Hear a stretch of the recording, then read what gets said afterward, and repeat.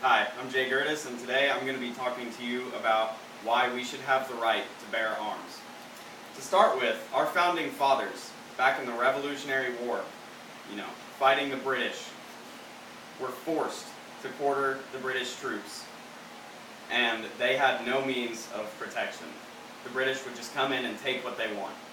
So after we won our independence from the British, the Second Amendment in our Constitution was written, and it said that we had the right as American citizens to bear arms, which means we could own guns legally. And guns are a very big part of our culture in America.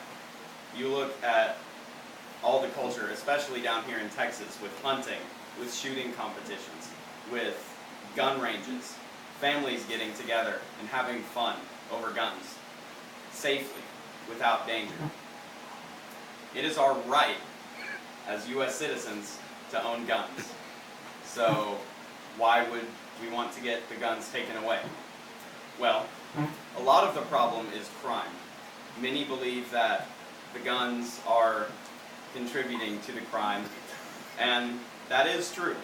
However, if we were to control better who had licenses and how people obtained these guns, then it wouldn't be a problem.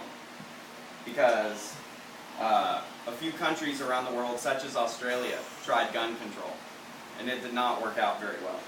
For example, after Australia started gun control, the crime increased by 23%, because not only were the usual people thrown in jail, like drug dealers and murderers and robbers and people like that, but also the gun traffickers were thrown in jail.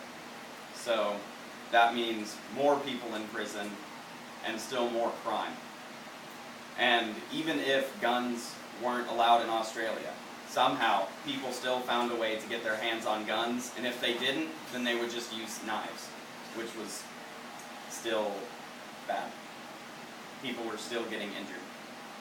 Which is why we need guns to protect ourselves.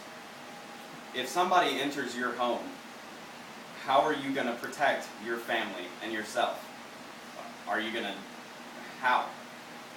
Well, get a gun. Get a license, buy some ammunition, keep it in your closet or under your bed out of reach from children. That way you can be safe, because not often are the police times that quick. They take a few minutes to get there.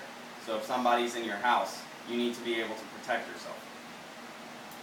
And there are lots of rules that make guns safe to own. For example, the National Rifle Association has specific ranges and competitions where not only do you go and shoot, but you learn about gun safety rules, such as keeping the guns away from children, keeping them unloaded unless you're shooting, things like that. So the guns, they are safe depending on how you use them. A good side of guns is you can bond over them as a family.